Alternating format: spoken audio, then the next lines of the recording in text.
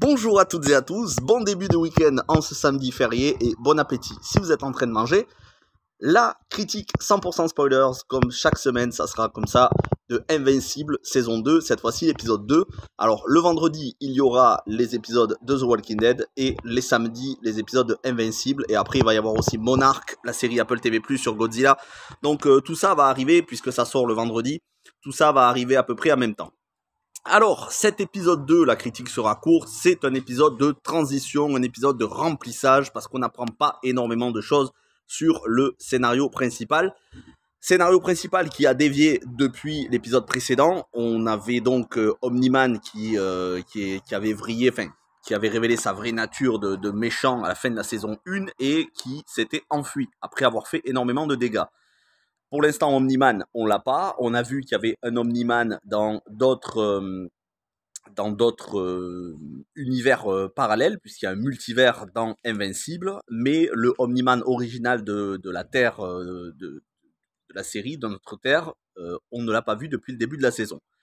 Depuis la fin de l'épisode précédent, il y a un nouveau méchant, celui avec son espèce de cerveau qui a fusionné et qui peut visiter tous les mondes, tout le multivers. Et donc ça va être lui le méchant de la saison 2. Faut espérer quand même qu'il y ait le retour d'Omni-Man, parce que c'est quand même ça le plus intéressant. Et donc sur cet épisode 2, on ne parle ni d'Omni-Man, ni du méchant de la saison 2, bien qu'il arrive en toute fin d'épisode. Non, ici c'est un épisode de remplissage où on va avoir des petites missions de secourisme pour arrêter des méchants en carton pour Invincible, ou tout simplement des missions humanitaires pour Atom Eve, qui reste pour l'instant le personnage le plus intéressant. On va encore avoir droit à la sempiternelle histoire d'amour que je n'apprécie pas entre Invincible, donc Mark, et sa copine Amber. Pour moi, ça marche pas. Entre les deux, il n'y a pas d'alchimie, ça fait fake.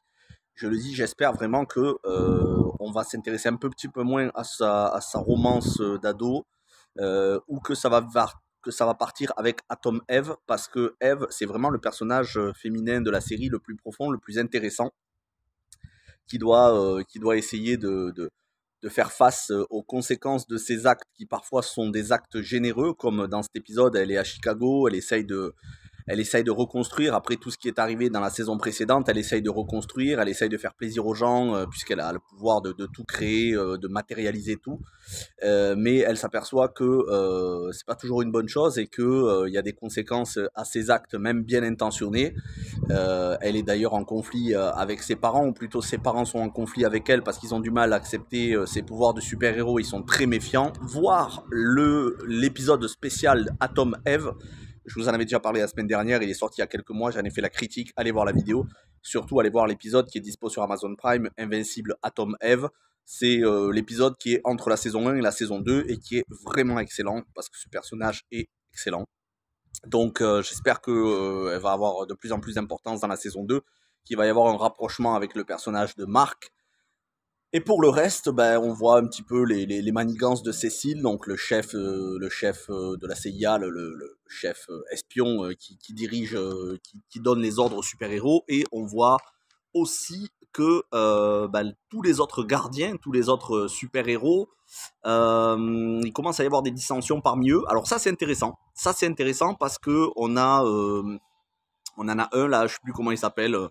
Celui qui est barbu, celui qui est ultra costaud, qui a été improvisé chef d'équipe. Désolé pour le bruit des motos derrière. Ah, les motos, hein.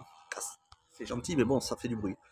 Et donc, il commence à y avoir des dissensions parmi eux. Ça, c'est intéressant, parce que ça va peut-être jouer sur la loyauté de certains gardiens, notamment, je sais plus comment il s'appelle, mais celui qui arrête pas de se prendre des coups et de se faire humilier à chaque fois, et qui s'est fait larguer par sa copine qui fait partie de l'équipe des super-héros. Ça, c'est très intéressant parce qu'il commence à y avoir des dissensions, certains qui s'imposent un petit peu de manière assez brutale. Et puis, c'est ce chef des nouveaux gardiens, là, qui a l'air d'être que dans la force brute, mais pas forcément la réflexion, puisqu'on a un nouveau super-héros à la fin qui arrive, et qui semble ne pas être celui qu'il dit, et il n'y a que les anciens super-héros qui commencent à avoir quelques doutes, mais voilà, le nouveau l'accueille le nouveau chef d'équipe l'accueille sans trop se méfier. Donc probablement qu'il va y avoir un méchant infiltré parmi eux et qu'il va y avoir une dissension au sein de l'équipe. Ça, c'est plutôt intéressant, ça se met en place, mais sinon, ça reste un épisode de transition avec les états d'âme de la maman de Invincible, parce que elle est encore en dépression post-choc affectif de s'être fait larguer par son mari psychopathe de Omniman. Et donc, d'ailleurs, il y a un petit message à l'attention, un petit message féministe, mais un bon message féministe pour nous montrer que non, les femmes sont pas les boniches des hommes, comme on a ce couple qui visite un appartement et le mari impose ses décisions sans consulter sa femme de manière assez brutale. Et elle, l'ex-femme, la mère de Invincible, ex-femme de Omniman, qui a été traitée de chien de compagnie par Omniman, elle est plus sensible à la condition des femmes.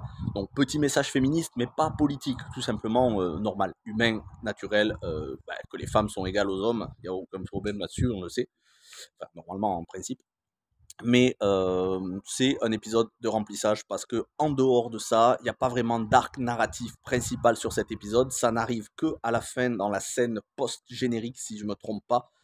La scène post-générique où on voit le nouveau méchant, le voyageur à travers le multivers, qui va interroger le Invincible que l'on a vu, donc la version de Mark que l'on a vu l'épisode précédent, qui s'était allié à son père Omniman pour tout détruire. Et donc qui va l'interroger et qui visite les multivers. Apparemment, il voudrait détruire les invincibles de tous les multivers, ce qu'il a complètement vrillé dans l'épisode précédent. Donc voilà, c'est le méchant de la saison 2 se révèle par petites touches. Omniman, notre Omniman original, pas de son, pas d'image, comme on dit. Pour l'instant, pas de nouvelles.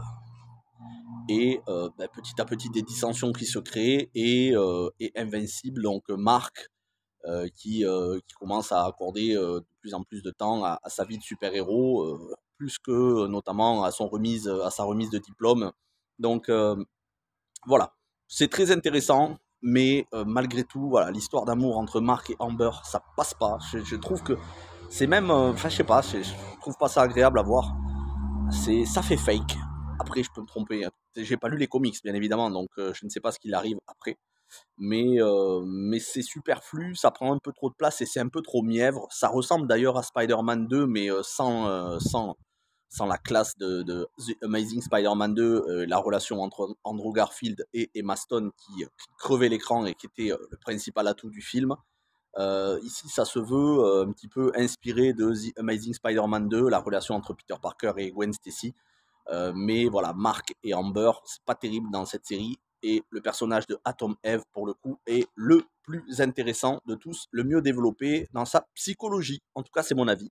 N'hésitez pas à me donner votre avis sur cet épisode 2. On se retrouve peut-être ce week-end pour une critique de film, on verra. La semaine prochaine, on va se retrouver pour beaucoup de choses. Donc déjà, il y aura des épisodes The Walking Dead, Invincible, Monarch, mais surtout, il y aura deux lives. Un live mercredi, le live pré-séance sur Sound of Freedom que j'irai voir mercredi dans la foulée du live. Et je vous en ferai la critique 100% spoilers. Et surtout, vendredi prochain, soyez là vendredi prochain à partir de 21h, je pense. Mais si je le fais plus tôt, je vous le dirai en post dans l'onglet communauté.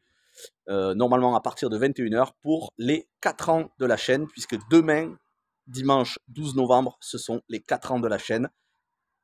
Pour faire ça, je ferai un live vendredi prochain où il y aura, ce sera de la libre antenne et tous les abonnés et tous les copains youtubeurs pourront participer. Je le ferai pas trop long, ce sera pas plus que 2 heures et ce sera dans ma voiture. Mais voilà, on va fêter les 4 ans de la chaîne parce que c'est pas parce que j'ai pas d'appartement qu'on va pas faire un bon live pour fêter les 4 ans de la chaîne. Merci à toutes et à tous, passez un bon week-end, donc peut-être à ce week-end, sinon on se retrouve la semaine prochaine. Portez-vous bien, ciao tout le monde.